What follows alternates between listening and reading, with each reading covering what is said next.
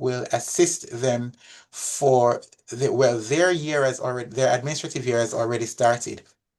But because school is out, they have not yet gotten into what I would refer to as the meat of the matter just yet. So we help them to put their plans together and put their plans in place for when September morning come and they start meeting as a club, that they will have their plans in place.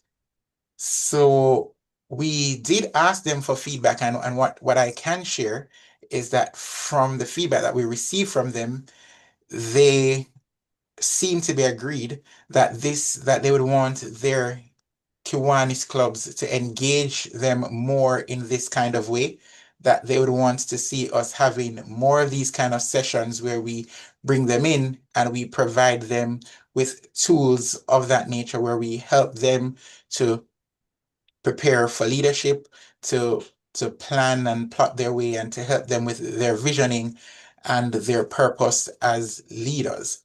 So it was one of the recommendations that was made that we have more of these sessions and that we widen it so that more of them can benefit from sessions of this nature. Because it was the very first time that we were doing this, we tried to see how intimate we could have kept it. And so we really catered only to a small number.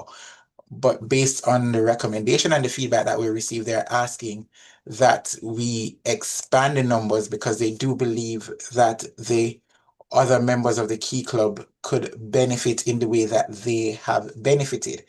And so that is something that not only us as the Kiwanis Club of Kingston can look into expanding, but other clubs that are represented on the platform, this is something that you might want to take to your club, whether you have SLPs or not, because if you do not have SLPs for yourself, you can always adopt or join with a club that already have SLPs and see how best we can engage them in this way, because they are the future of the Kiwanis movement. In fact, they are the present of the Kiwanis movement, because who they are now is what Kiwanis will be tomorrow. On Friday, we will be going down to the St. Christopher's School for the Deaf, where we'll be making a presentation towards their Hurricane Melissa relief efforts. If you have been to our ball, if you have been to some of our meetings leading up, you would have heard us speak about the relationship that we intend to form with the St. Christopher School for the Deaf, in that we intend to make donation to them. Most of their buildings were destroyed during Hurricane Melissa, and so they are in the building back phase. We are aiming to be in Brownstown by 10:30, which means that we'd like to leave Kingston by 8:30 a.m. Members who wish to join with us, you can let us know so that we can do the proper planning for transportation. I'd invite us all, if you are able to come down, because this is also a fellowship opportunity for us as a club. All right. So what I will say in closing is that I hope that you will participate, that you will share your views, and that we will have an insightful and interesting discussion this evening. Thank you all so much for being on the platform. And at this time, I will invite President-designate, our senior, to do the official welcome and the roll call of clubs. Good evening, everyone. On behalf of President Zurie and the members of our club, it is my pleasure to welcome you all to another meeting of the Kiwanis Club of Kingston. This meeting promises to be an interesting one as we hear more about if you don't use it, you lose it, an exploration of adverse possession, aka swatting. I'm excited to hear about that myself. So let's jump right into it with the roll call of clubs. If we have anyone visiting with us tonight from outside of Jamaica, feel free to open your mics and introduce yourselves.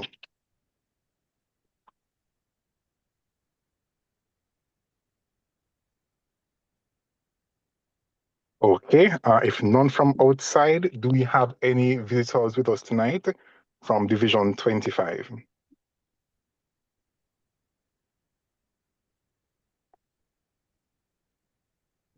How about Division 24?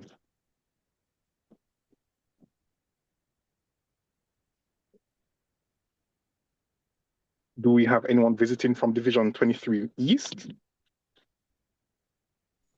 Yes, thank you, please. No. I'm from Central. I will just go ahead. You see your voice, God, your voice would kill me. Anyway, good evening, each and everyone. President Zurie. This is DP Althea from the Kiwanis Club of Stony Hill. I have 4 of us online. Thank you so much. A lot of confused. Thanks. Welcome, welcome. Do we have anyone from Division 23 West?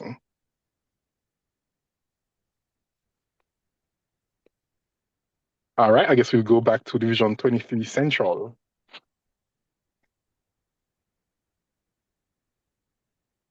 Good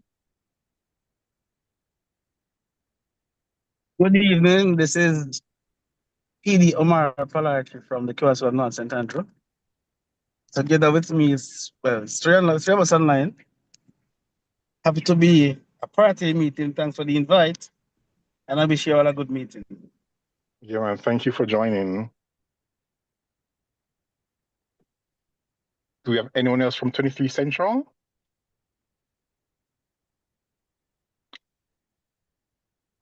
How about SLPs? Any SLPs on the call with us tonight? I am not a SLP, but it is my absolute pleasure to share in your meeting this evening. My name is Suzette Sylvester, District Administrator for the Jamaica District of Key Club International. And it is my pleasure to join my Kiwanis Kingston Club family. I am looking forward to a very informative meeting. Hi, President Zurie. DLG Willie. Hello, Suzette. Thank you for joining. You're welcome. Do we have any other SLPs or guests of Kiwanians on the call tonight?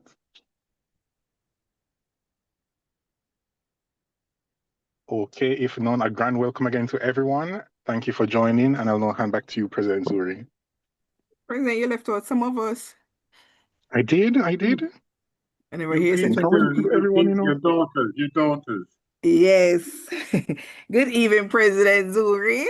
And I said DLG Willie, who is always with us online at New Kingston. This is President Veronica from Kiwanis Club of New Kingston.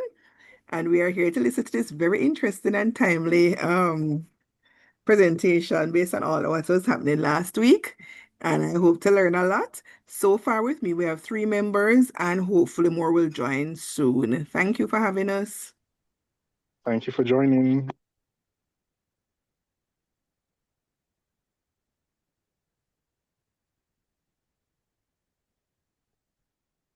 Okay, back to you, President Zurie. Thank you, President-designate. Again, so welcome to everyone who is on the platform this evening. At this time, we move to apologies. I did receive apology from DP Newton, says he has another board meeting and so he will be unable to join us. VP Dr. Andrew Burton also sent his apologies. Director Andy Jean sent apologies. He's unable to log on at this time. Those were the apologies that I did receive. I'm going to ask DLG, Willie, did anyone send you any apology? No, I didn't receive any, President Zurie. All right, thank you. Any member of the Kiwanis Club of Kingston online who wish to tender an apology on behalf of another member? Of course, we should probably make an apology for Director Dalma James, who currently left Ireland and who recently lost his mother in St. Lucia. Thank you, DLG Willie. And thanks for that reminder. And at this time, if I may use what I will refer to as President's privilege, and at this time extend condolences on behalf of the entire club, the board, as well as members of the Kiwanis Club of Kingston, extend condolences to our DP Dalmor, who recently lost his mother, and we extend sympathies, and may the peace of the Lord grant him comfort, bring comfort to him and his family during this time. All right, there being no further apologies, we do the recognition of birthdays, anniversaries, and special events, and I'm going to ask President-designate, our senior, to lead us through that section. Good evening again, everyone. I don't have any special days for members of the club this week, but if there is anyone else on the call that has a special day, whether their birthday, anniversary, or anything else happening this week, feel free to open your mics and share with us.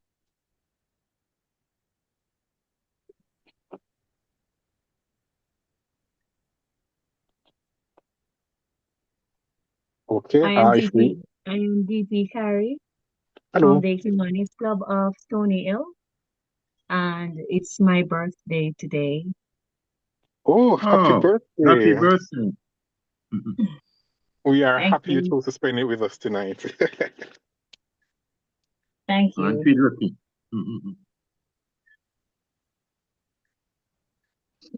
Do you have anyone else with a special day this week?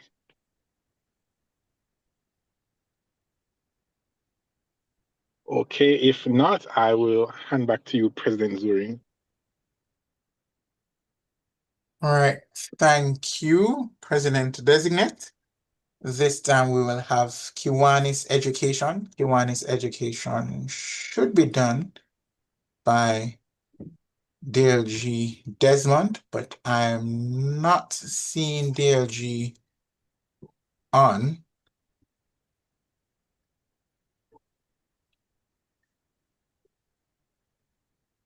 DLG, do you have anything you could give us for Kiwanis education? Let me do a very short one this evening. It's taken from the standard form to club bylaws. 6, item 8, continuing for long-term projects.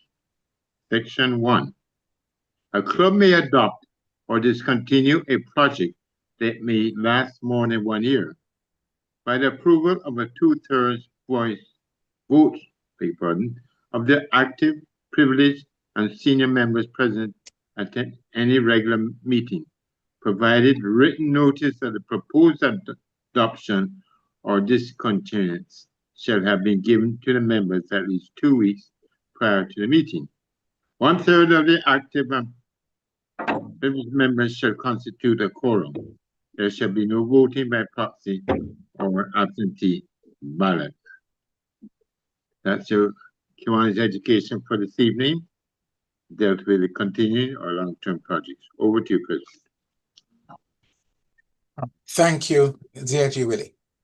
And now we will move into the main event.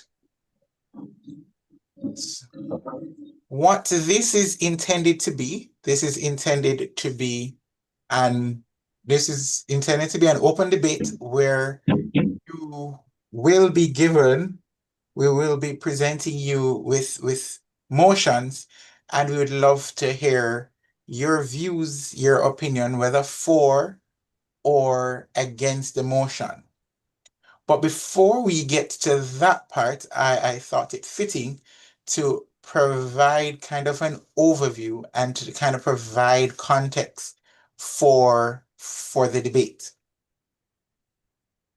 So this meeting we're trying to fulfill one of the objects of Kiwanis International, where it says to cooperate in creating and maintaining that sound public opinion and high idealism which make possible the increase of righteousness, justice, patriotism, and goodwill.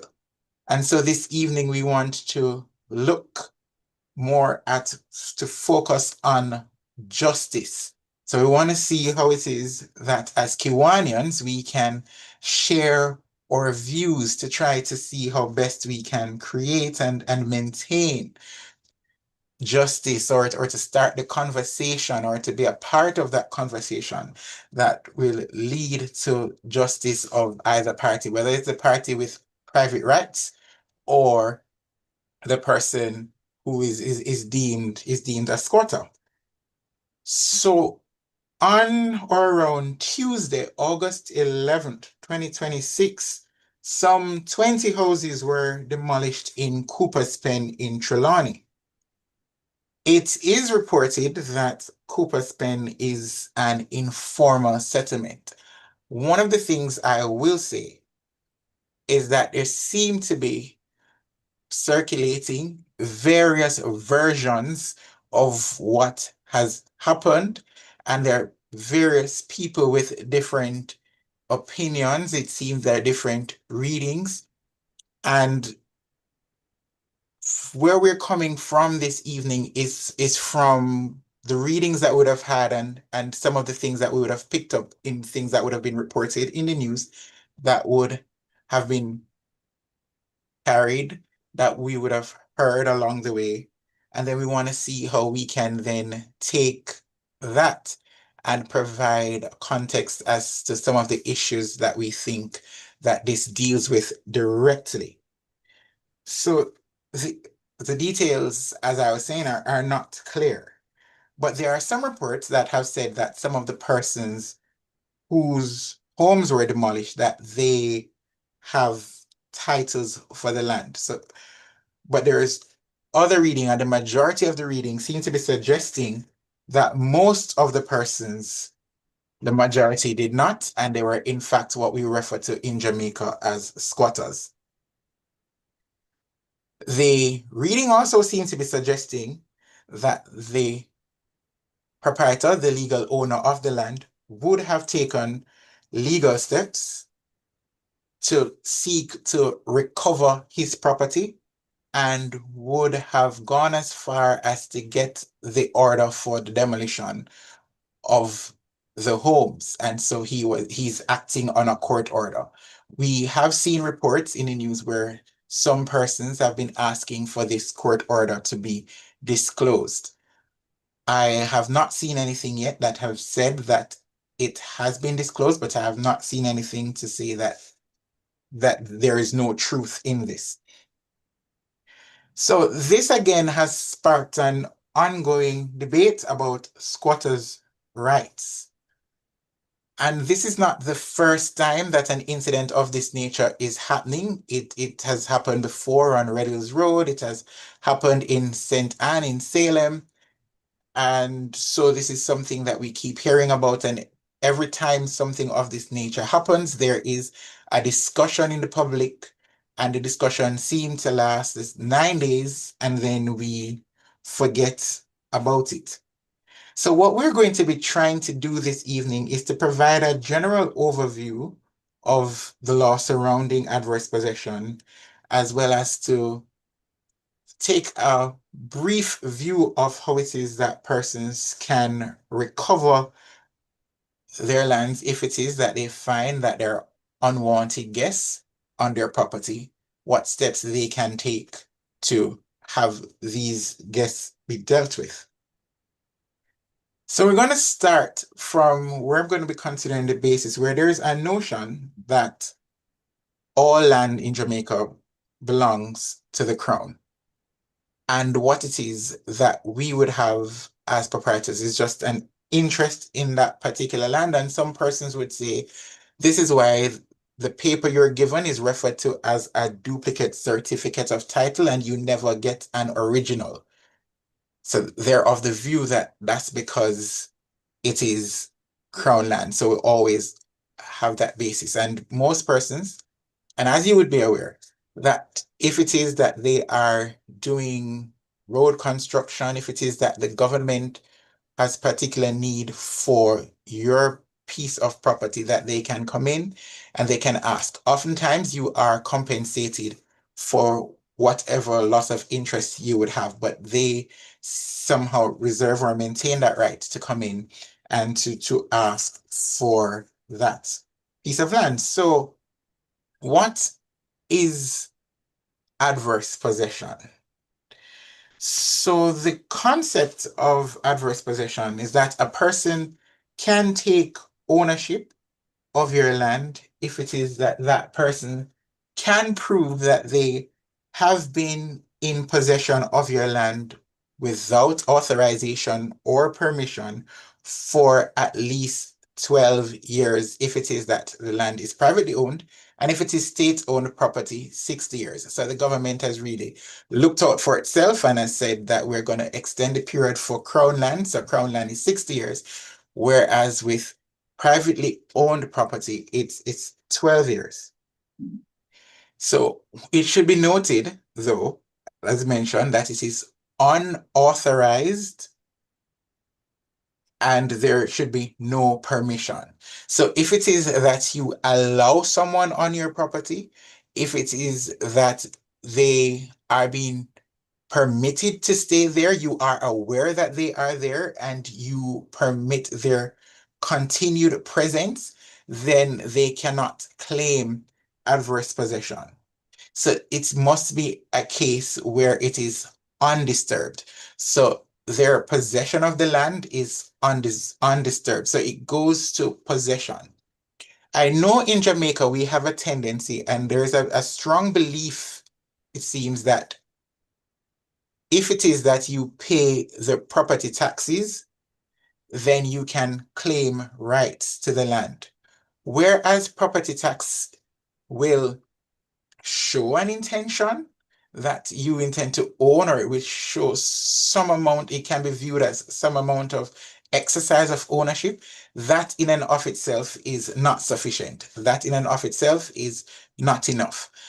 The law is catered or centered more around you actually utilizing the land. You actually live there, have your animals there, you fence it around, you treat it as your own. There need to be some contacts with the land. So whether it's debushing, so there needs to be something. So the person would need to be there. They would need to be living there. If they're not living there, they would need to be raising their animals there, but they need to be the ones constantly going, visiting, debushing, doing acts as though they are the owner without any regard for the actual owner, who I'll refer to as the paper owner. There is this thing in Jamaica that once your name is on the title, then that says that you are the owner. But if it is that you have the paper title and you allow someone to be on your property for 12 years undisturbed, then once that 12-year kick in, on the exact date that that 12-year kick in, you no longer have rights to that property. And what it is now, that even though your name still remains the name on the title, the law looks at it as though you are holding that land on trust for the actual person who was on the property for the 12-year period, that your rights would now pass to them. So even though they do not yet have a title, you're basically just holding it for them. So they can then go, because they would have defeated your right to the property. So they can then go, they can apply to National Land Agency for a new title. And once they show that they have been in undisturbed, unauthorized possession for the 12 years, of course, there are some documents that will be required. So they need to have they will need to do a statutory declaration. They would need to also provide statutory declaration from two other persons who would have had knowledge of the land for the 12 years, and they would need to be at least 18 at the start of the time. So when when you add that, they would need to be roughly around 40 thereabouts to be able to give this declaration that they know the land, they're familiar with the land, you are the person that they know to be the one who has been exercising ownership, and you are the one who they see there, you're the one they see going there, you're the one that they don't know of any other owner but you. You would need to do, you can show that the property taxes are paid up. And just to note, the tax administration Jamaica, they don't care who paid the property taxes. So if you are paying property tax and someone else is paying property tax, they're not going to say, oh, someone else is paying. They're going to take the tax from both people for the same property. Right? So that is part of why just the mere payment of the property taxes in and of itself does not save or show possession. Right? There is if you choose, you can go down to TAJ and pay my property taxes, and they will welcome your payment. Right. So you also, so to go back to the documents that you would need, you would also need a survey diagram or plan.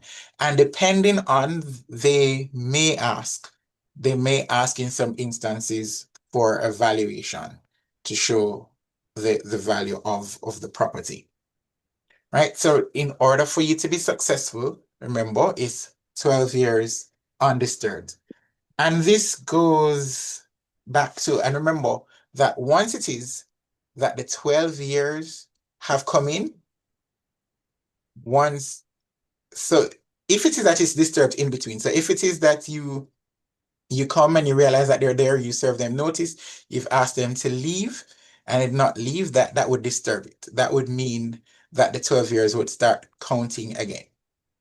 Right? So if you go to court, you exercise some right to try to get back your property within the 12 years, that would stop time from running.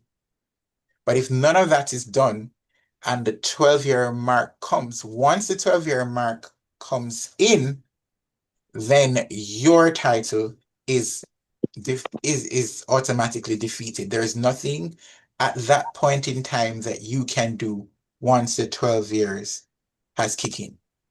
Important to note that this also affects joint tenants. So if it is that you own the property jointly with someone else, that person can adversely possess your property. All right, go ahead, PVP Mark. Yes, President Zurie, sorry to interrupt your flow. Um, what manner does the disturbance take, disturbing that 12 years? Is it just by putting up a notice, or you have to do it through the courts? And if you just put up a notice, do you have to take some other evidence and things so that if contested, you can verify that you did serve notice on a particular date? All right, so once it is that you have put the notice up in a place where it should come to their attention, and if it is that you're bringing attention, then that should be sufficient. But the thing is, if it is that you want back your property, a notice to quit alone might not go far enough. So you would need to take steps to the court. So you would take it to the next steps. So you would need to start your recovery of possession proceedings. When you're doing your recovery of possession proceedings, now that's when you would bring in your title to show that you are in fact the property owner, and you would show that you did serve a notice to quit, that it was placed in a place where it would come to their attention and that they should be able to have seen it. I hope that answers. Okay, thank you. All right. You're welcome. So I think I was at a point, I think I mentioned it, but I think I was at the point where I was talking about joint tenants. You were. So if it is that you own the property jointly with someone else, If it is that you do nothing to, and this happens quite frequently, especially with married couples, especially after there is a divorce or a breakdown in the relationship, if it is that you do nothing, and there are some persons who would say that because the person was abusive or you are afraid to go to the property, whereas the court will sympathize with you, that will not be sufficient, or that cannot be used in defense of the person taking over the property and being considered now an owner of your share in the property. This matter went all the way up to the Privy Council, and there's a Jamaican case, Wills and Wills, that speak to that, where one joint tenant can adversely possess the interest of the other person in the property. So if it is that you know of persons who would have gotten divorced and they have property jointly, there is provision under PROSA, the Property Rights of Spouses Act, where within a year of the divorce, they can go in and try to get the court to, if it is that you are afraid and the person might be abusive, where you can take those steps to go into court and have the court deal with the matter for you. So have it either that you get an order for sale and the proceeds are divided among both of you, or the court will split the property and say whoever owns what share, you can live in that half, if it is that you can live peaceably. So, all right, go ahead, PVP Mark.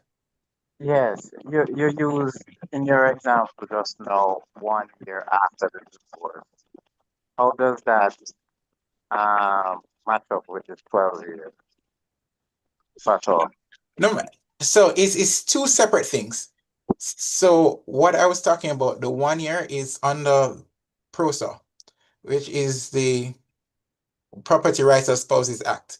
So where it is that you, up to 1 year after the divorce, you can apply for the court to deal with property that would have formed part of the marriage. So the court gives you a 1 year window. And like with some things, the court has discretion. So if it is that the years pass and you did not do application for it to be dealt with, then depending on what your reasons are that you provide to the court, it can exercise a discretion to deal with the property even beyond that 1 year period. But if it is that you do not apply during that 1 year period after the divorce for the property to be dealt with, the thinking is that usually is that would not be dealt with after. And if it is that there is one spouse who is in there, then all they will do is sit and wait for the next 11 years before they can adversely possess. Okay, thanks. You're welcome. And the next step, I think I would have gone through it. But the provision where it is that your right is defeated, it is actually in statute. And so that comes from, you would read combined, you look at the Limitation of Actions Act as well as the Registration of Titles Act, which speaks to it. Because the thinking behind the legislation is that property should be utilized. The purpose of property is for it to be used. And so we don't want to have property being left idly. And so the thinking seems to be that if after 12 years you have done nothing, you have not put up any fence, you have not put, because there are some basic things that you could do. You could put up a fence with no trespassing sign. You could employ someone to do the debushing for you. You could get a caretaker who would be your agent, who would go and look at the property. But what I would advise is that be careful of who you choose to be your caretaker, because there are instances where the same caretaker can come in ignore you and do everything that you've asked them, but they're not doing it as though they are your agent, and then they turn around and seek to say and say to the NLA, or if it is that they want to go to court, if the matter goes to court, that listen, they have not been here, they have not been doing anything. I have been exercising all the rights as though I am owner. I've been the one taking care of the property. And so I have defeated their right to title, and so now I should be made owner. So if you have property, go and tie some goat on it, go and tie some cow on it. Just do some fence it, put up no trespassers, go and visit once a year, do something. Don't just leave it idly and allow for others to come on to your property. If it is that you find that you have, all right, go ahead, PDT. Thank you, Prez. I apologize. I joined late, so I might be repeating something. I'm not sure. But adverse possession speaks to 12 years. But if it is government land, the owner of the most idle land, I think it goes to 60 years. Am I correct? Yes, you're correct. That was said earlier. So private citizens, 12 years. For crown land, 60 years. So the government in putting for the legislation made sure to protect itself by giving itself a little bit longer than the private citizen. Oh, sorry if I repeated. No, man, Thank that's you. okay. Reinforcement is good. Maybe someone else missed it too. You never know. So President Zurie, yeah, DP Stewart. you mentioned the situation about joint tenants and the steps that one party could take to take control of the other person's portion. But what I would like to ask is, so that other person then may be totally unaware that this person is trying to do that. And you're talking about it in the context of a divorced couple. So how would that other person then protect themselves against that happening to them by surprise? So visit the property. Visit the property at least once. Visit the property. Get employer caretaker to go there. But the easiest way is to visit the property and to constantly show up as owner. So the thing is to exercise ownership. But if it is, like I was saying, with a divorce situation, if it is that it is very tumultuous, apply to the court. Apply to the court for either separation or for some court orders, but just show that it is that you did something, you exercise something, you did something that would show that you are owner. Let me get you right. If you and your wife are divorced, you have, and she is probably living in the property. That's the scenario. That's one scenario. You have no real reason to go there unless there are children or so on. But so how would you be showing up there and exercising right to the property? I mean, for that purpose. Usually you show up if you have something to communicate with your ex-wife or something. I'm not so sure how you would display ownership. So in that case, sell it. In that case, get it sold, write to him and let him know that you want your share in the property. Ask him to buy you out. Because the thing is, you're not going to be intending to live there, I presume, unless it is that you have nowhere else to go. And then in that case, then you would want to live in your half or ask for him to buy you out so that you can get something else. So that would be in divorce cases, especially if it is that is very testy. My recommendation would be to get rid of your interest in the property, preferably through a sale. Okay. May I follow on just briefly? Okay. Would a letter to the remaining occupying spouse be sufficient, even in terms of indicating desire and intent? Even if over a protracted period they didn't get to sell the property for whatever reason? Well, it depends. It depends on how far the letter would go in terms of exercising ownership and how it is that the court would interpret that particular letter, and if it is that they would deem that letter as going far enough to show that you were exercising your ownership. So I guess in a case where if it is based on the nature of the relationship, if it is so testy, but then if it is that testy, there's always the option of going to the courts to have it divided, to have it sold. So it really depends on how far that letter would go in terms of how they view that letter as exercising ownership. Well, you can't sell what you shouldn't sell what you don't own. But And by indicating such, you would have to own it. yeah. There is no way that they can take interest from you unless you have interest in it. So you own your interest. Okay. So it is yours.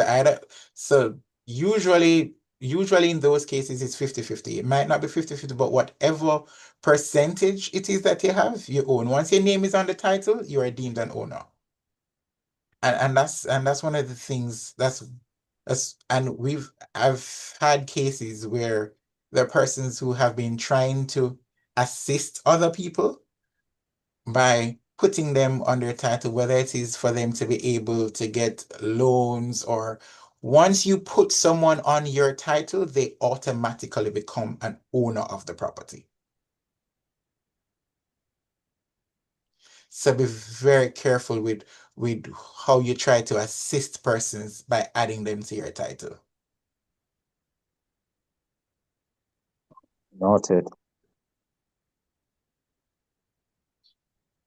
So I just wanted to share. President. Yes. Zurie. Stanley Dunlap. That's ideal GE stand.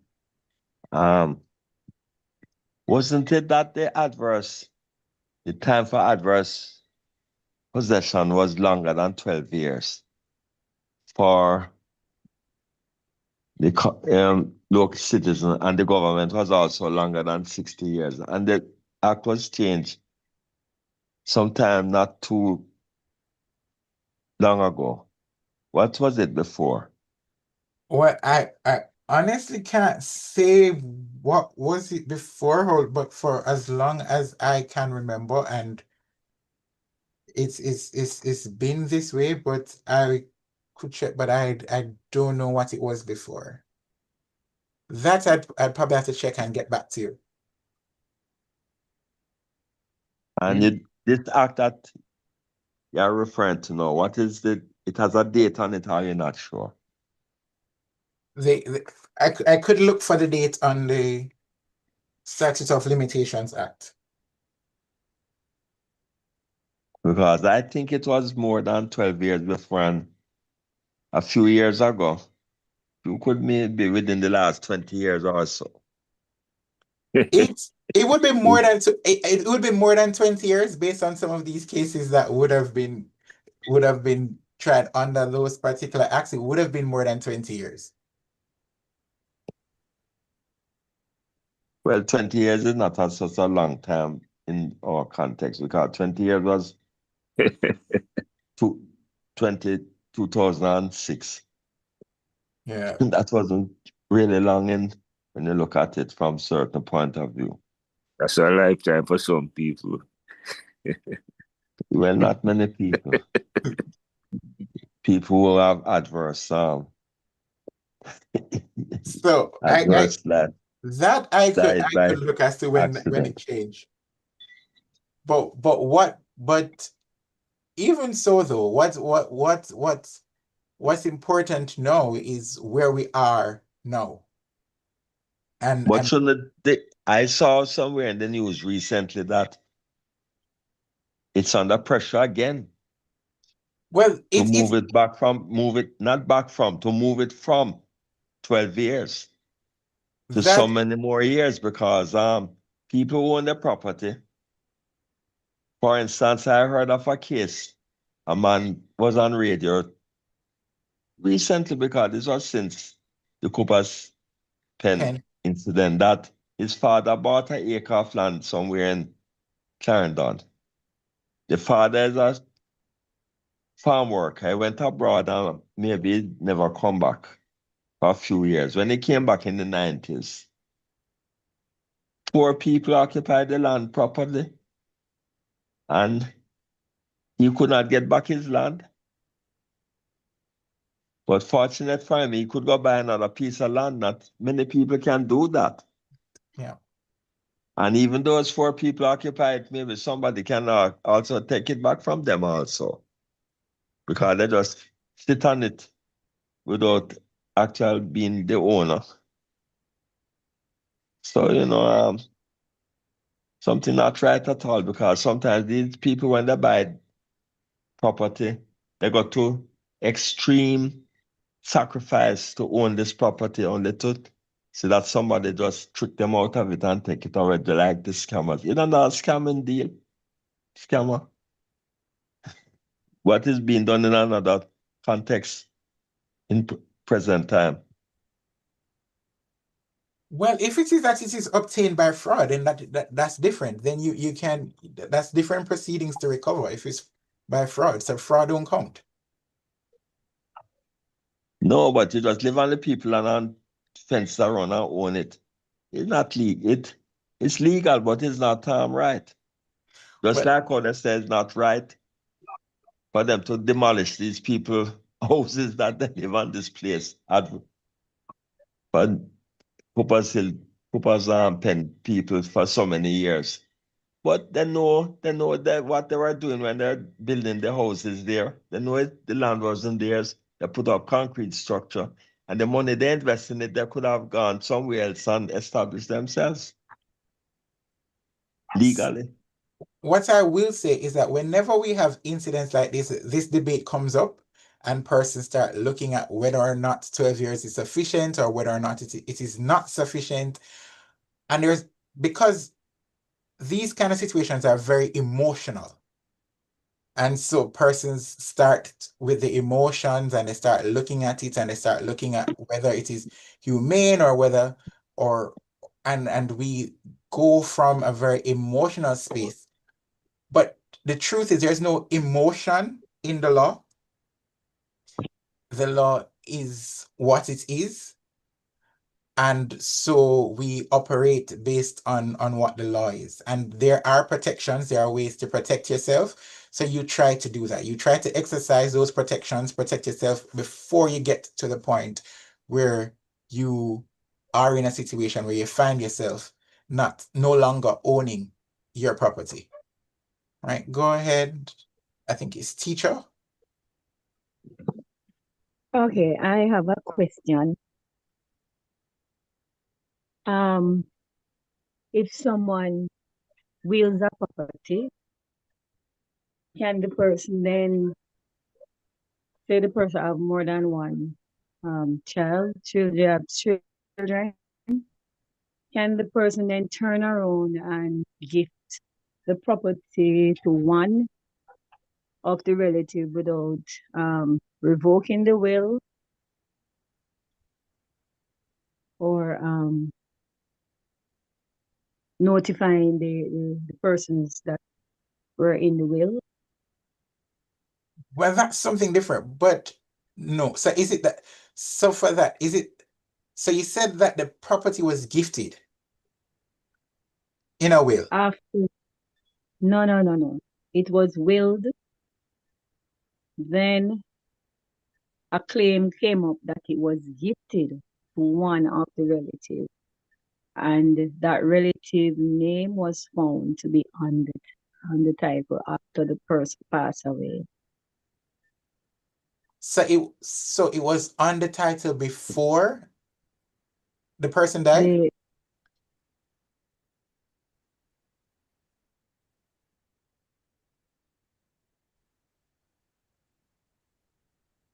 So the person has passed, the origin.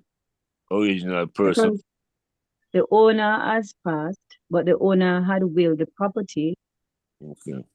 Then one person came up with the title with their name on the title that was willed before,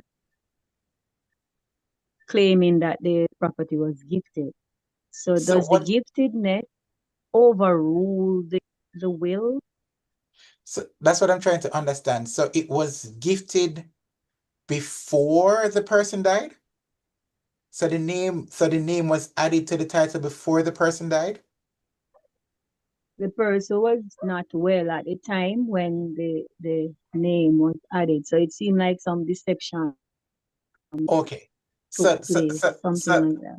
so that's something else, because if it is that the person is claiming that the person did not have the testamentary capacity to do the transfer, that they were not of sound mind to have done the transfer, then that's something different. That's something that you can contest. If it is that you're saying that it was done by undue influence or by fraud, that you can contest. And that's separate from adverse possession.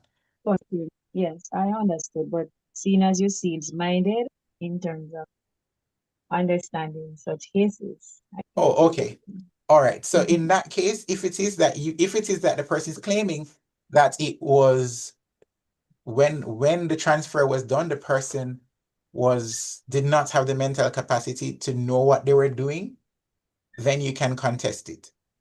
If it is that you're saying it was by undue influence or by fraud, then you can contest it. If it is that you're unable to prove those things, it would not be something that would be capable of being gifted in the will, because it would no longer form a part of the estate. No, it was not gifted in the will, you know.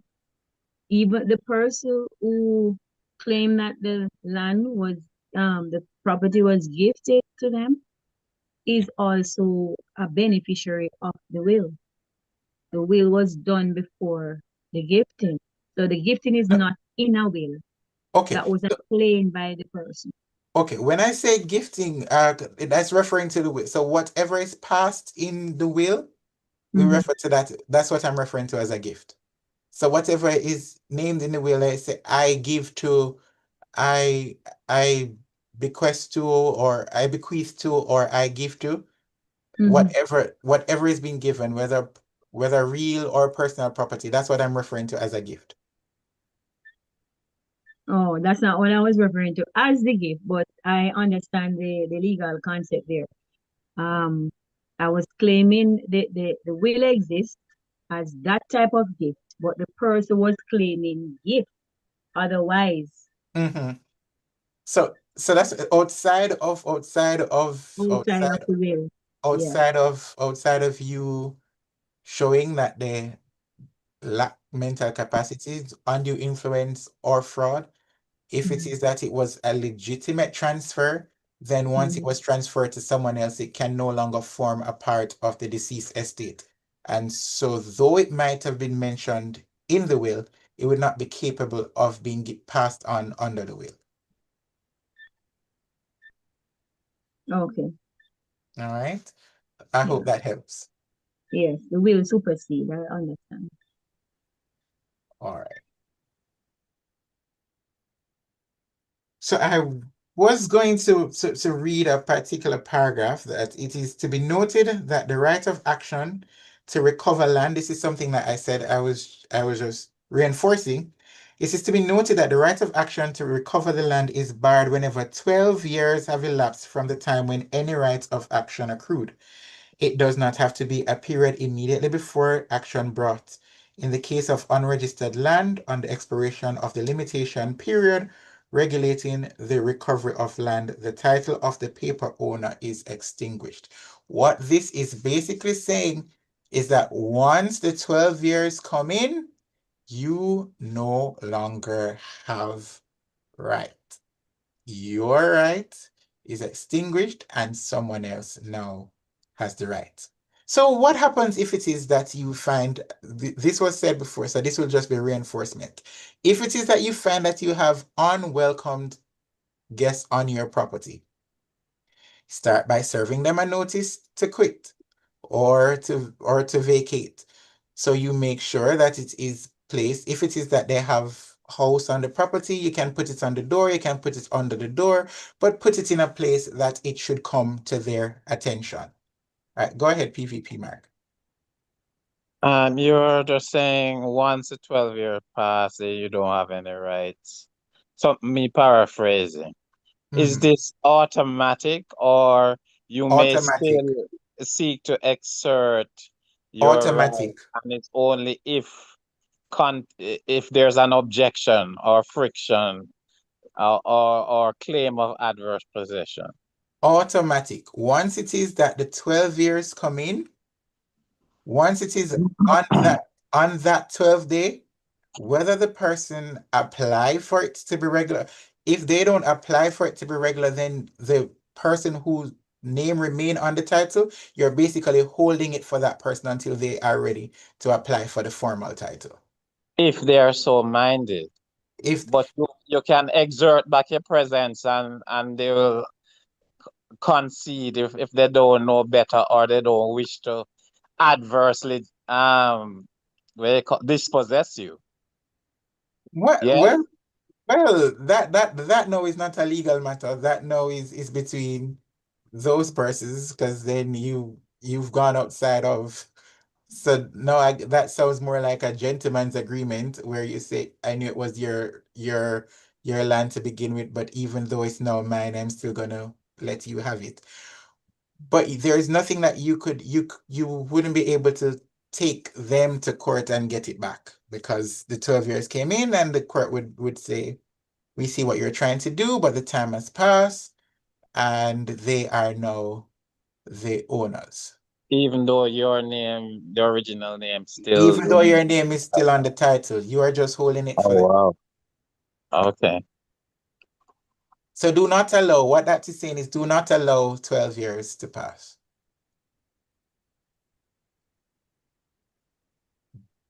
Do something. So going back, so after the notice to quit, if it is that they do not give up the property after the notice, then you go and you take steps. It might take a while in the court system, but you apply for recovery of possession. You can do that in the parish court. And based on our court system, it might take some time, but once you have your order for recovery, then you can go further to get enforcement, and then persons will move on to get like demolition orders, things of that nature, to get the persons off the property. Just make sure you do that within the 12-year period. So you can wait to the 11-year 6 months and do it, you're fine. 11-year 9 months, you're fine. 11-year 11 months, you're fine. Once it's within that 12-year period. First, yes, DP. What about a situation where you allow somebody to use your land and you are collecting payments for them using the land? The 12 years don't come into that, because the person's already, by paying you, acknowledging that. You're exercising ownership. You're collecting from that person. Right. So in that case, that would be deemed, that's authorization or permission. Right. Okay. So you are aware, and so that's why some people will say to you, even if you don't intend to really charge them anything, just draw up a document that say you pay me $1 a month or $1 a year or $1 every 5 years, something. Right. Right. But back to the Cooper's Pen situation, I have heard a number of little stories, and you alluded to that there are different stories. But clearly the people, or rather, I shouldn't say clearly, the people took possession. I mean, the people who own the land have taken steps right along the way, going to court, getting it. I heard just 10 years ago or something that they got confirmation that, and they won the case. And now they are trying to get the people off the land. So it seems as if the people who are there don't have a legal leg to stand on. And it's now time for politics to play a role. I mean, that's how it seems to me. Am I off base? Well, that's how it seems to several people.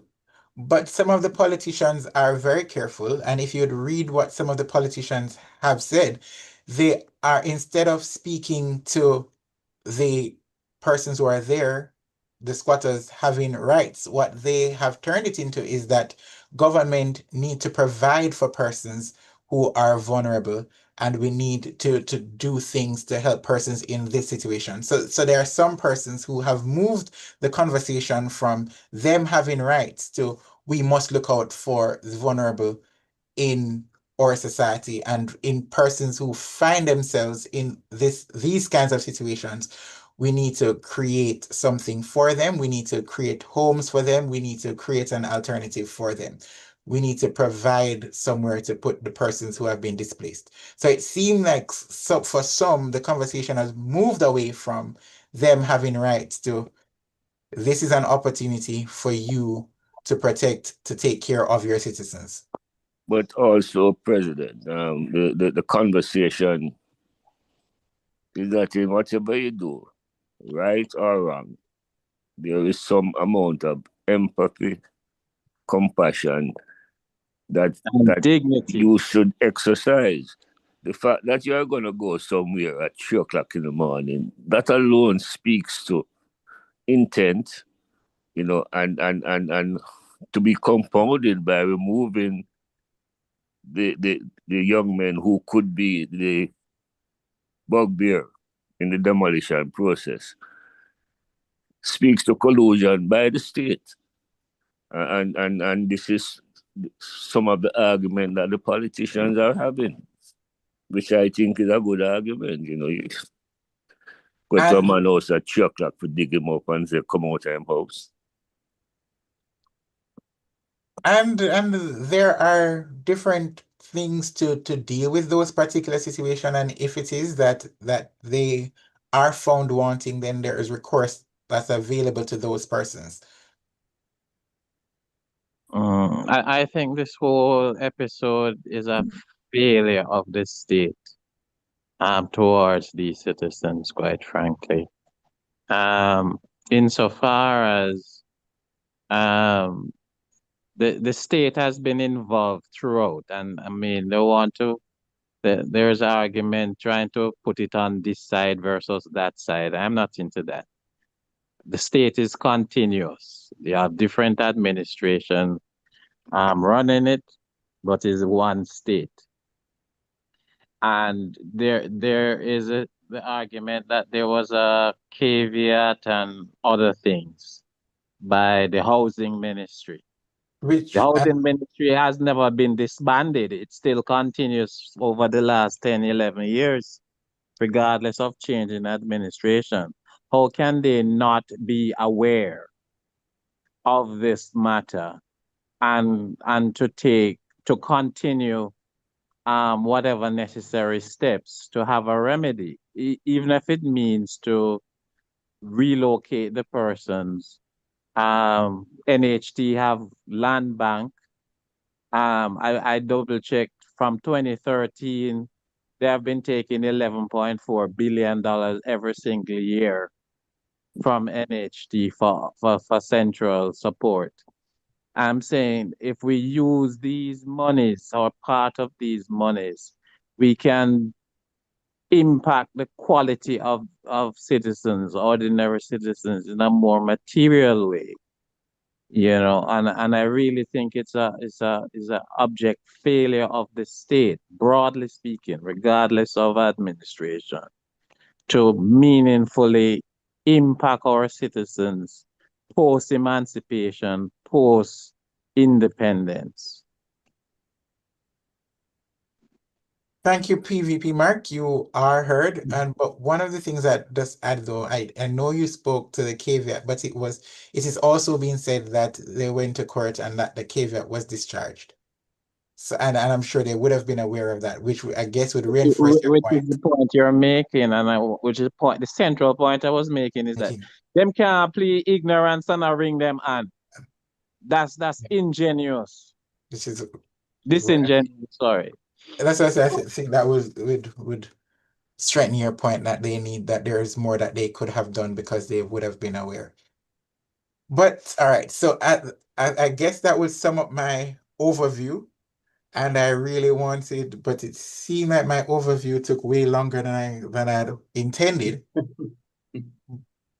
But in just maybe 5 minutes or so, at least one of the motions that I had, I just wanted to see to gauge your thoughts on it. And so you could be for the government or for the opposition, whichever side you choose. We just probably take a person for and a person against.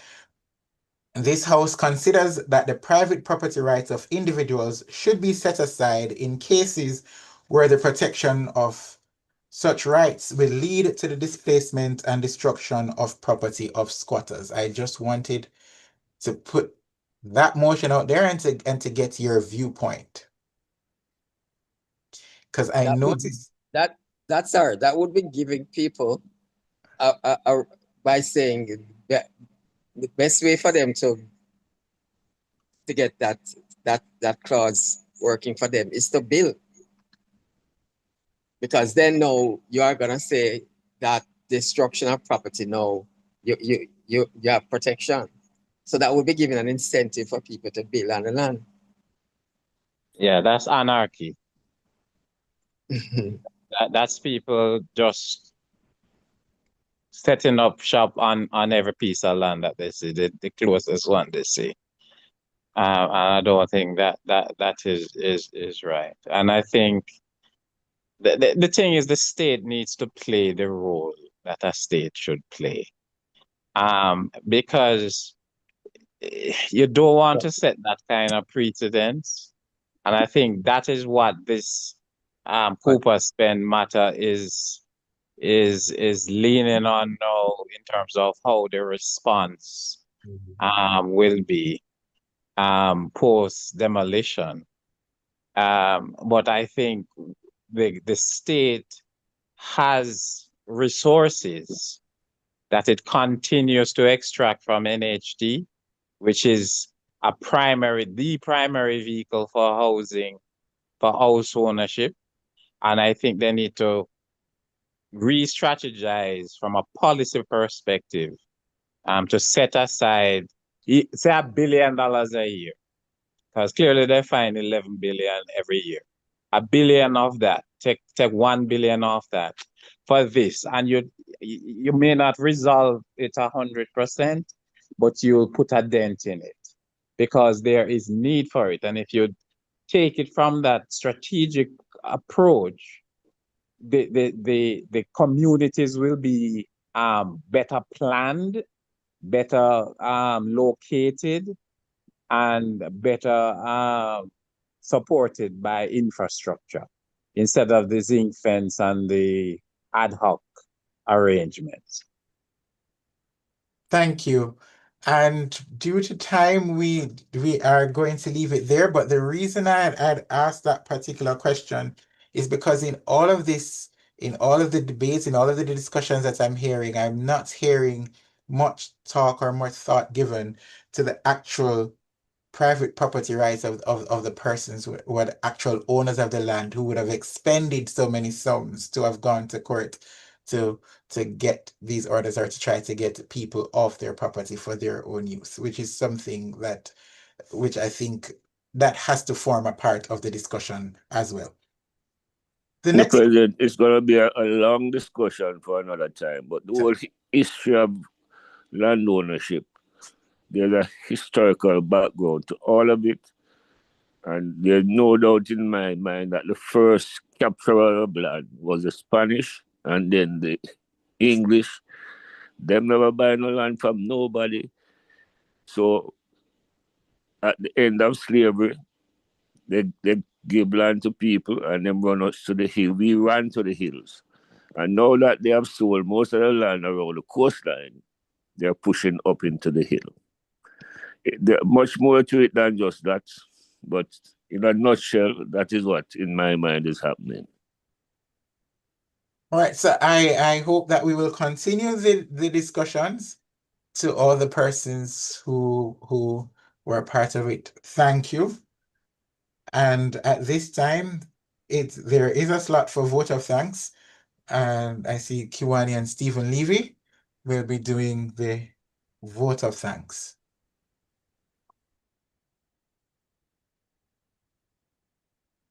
President, Yes, dear Julie. before you continue, you may want to welcome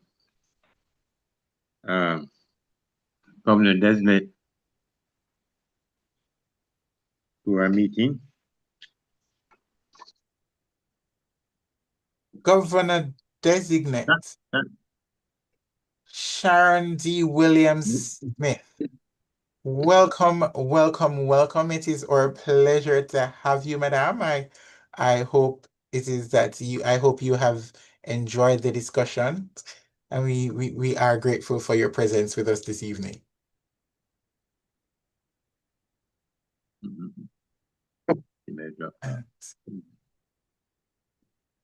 Go ahead, President.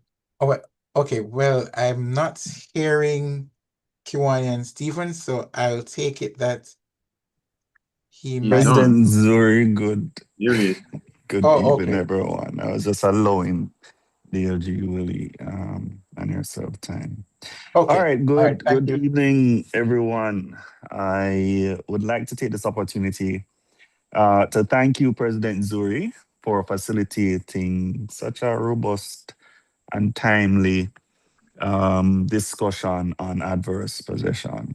You know, we appreciate your legal background and experience, which definitely provided us with the clarity and the practical understanding that we needed to appreciate the topic.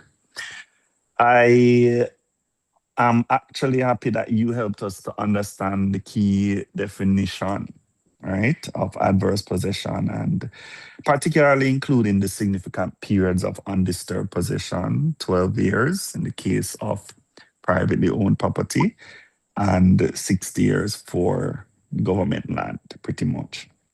Importantly, you reminded us that ownership requires action. So whether by visiting the property, probably erecting a no trespassing sign, fencing the property, or having some form of activity on the land that actually demonstrates that we are exercising ownership of the property. You know, you highlighted an important principle. Property is intended to be used, and the legislation provides a framework around how property rights are maintained and protected. So, thank you, President Zurie, for sharing your knowledge, encouraging thoughtful debate, although it was short, and giving us the practical insights that we can take away from tonight's discussion. So, ladies and gentlemen online, you can use the emojis to send some claps and hearts and taps and roses to our president, esteemed President Zurie. Thank you again for an informative and engaging session. Thank you, President Zurie. Thank you all for being here. It was our pleasure on behalf of the Kiwanis Club of Kingston. Thank you, thank you, thank you. DP Stu, please ring up Capture Land by Chronics in your post meeting session. Capture Land. DLG really notices an announcement and interclubbing opportunities. Yes, Pres.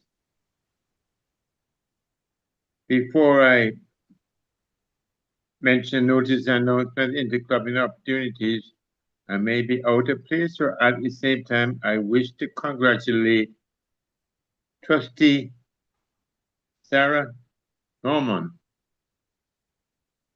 I received the news this morning that she got 9 1s in her recent CXC examination. That's 9 1s, including math, English, all subjects taken, as well as Spanish. Let me just congratulate her on that on behalf of yourself, President, and the members of the club. That is Trustee Sarah Norman, past T Club Governor. I'm sure by now DA Suzette would have heard or been told. So far as notice and announcement, President, just to let you know, just to remind members now that the fundraising meeting we have agreed on a date that was provided to us by the Pegasus Hotel. That is this Saturday, December 19th, for our annual Grand Christmas Charity Ball. Normally we've had it earlier, but unfortunately we approached them later than normal, and thus we couldn't get a preferred date of early in the year. But I'm sure we can all make the effort to be there, despite the fact that this is a busy time of the season. Just to also tell you that we've been invited to a number of meetings by Kiwanis Club of New Kingston. That's tomorrow evening. Kiwanis Club of Trafalgar tomorrow evening. And I will certainly put these in the chat later this evening. But I must mention that on Saturday, August the 22nd, there will be the joint charter ceremony for the Kiwanis Voices Club.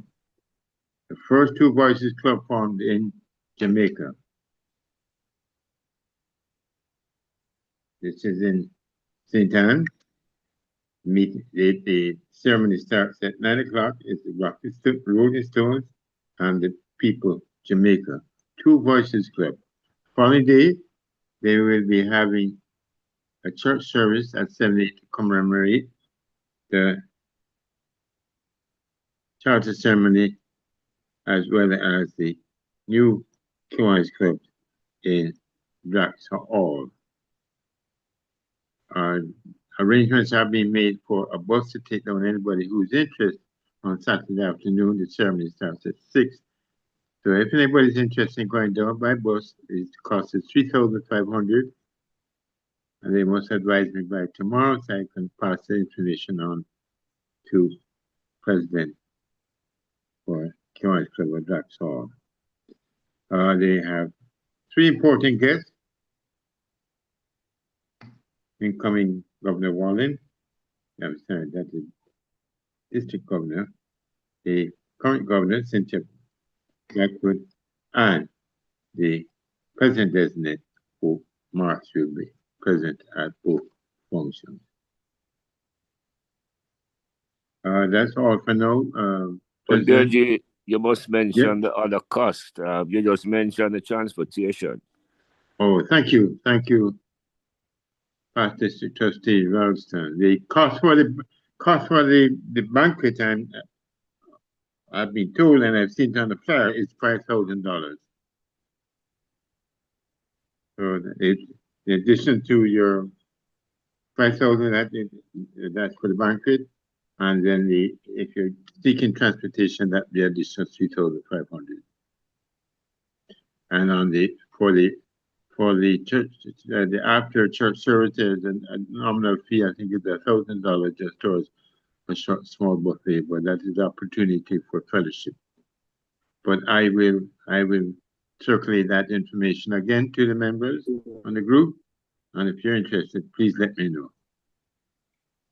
That's all for now, President Zurie. You may want to ask other members of visiting clubs if they have any announcement to go ahead and do so now. Thanks, Deji Willie, but before I do Hi, that, President just Zurie. hello. Oh, sorry, this is GD Sharon. I just stepped away and I was told that you were welcoming. I'm so sorry I missed it. I just stepped away after you finished speaking and I missed your welcome. But thank you so much. I'm happy that I made a meeting and learned from what you shared. I'm grateful. It was our pleasure to have you. Thank you.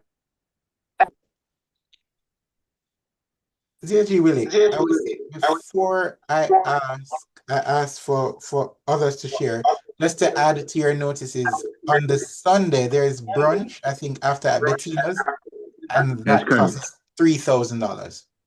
The brunch is $3,000. $3,000. Okay, 3,000.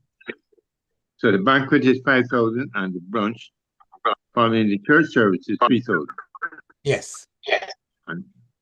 And the bus going down on Saturday is 3,500 for your interest. And that is from the Police Officers Club. So do we have anyone on this evening who would like to share an announcement with those present? Anything you want to share with us? Going once? Going twice? Going 3 times? Opportunity gone until next week. At this time, I'll ask if there is any other business.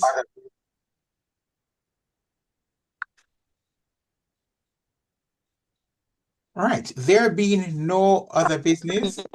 President, sorry. This is Bev Thompson, your coach. Is President Designate on? He I don't was see on he was. earlier. All right, I'm gonna try and call him because we need to talk urgently. Okay, I thought very he well. was on. Okay. He was on earlier, but He was had on. to step away. Oh, all right. Okay, thanks. You're most welcome. All right, so before I go to the thought of the week, a blanket fine of $300 for all members of the Kiwanis Club of Kingston. Once again, your Sarge seems to have left you guys in the dark, but don't worry. Don't worry, a change is coming, I promise you. The thought for today, for the week actually, progress, not perfection, is the goal of every single day. Progress, not perfection, is the goal of every single day. What that does, it encourages us to be our best self each day by taking small steps towards our bigger goals. And with that said, I invite you all to raise your glasses, imaginary, literal, figurative, whichever glass with me, in a toast to Kiwanis International and to Jamaica, land we love. This meeting of the Kiwanis Club of Kingston is now terminated. At 8:29. Perfect time. Thank you Good all. meeting. All Good meeting. Good meeting. Good meeting. Finish on time. And start on time. 7 o'clock. You're getting better, President. I'm trying. I'm excited, rather. I'm excited. I'm only Yes. 1 month to go.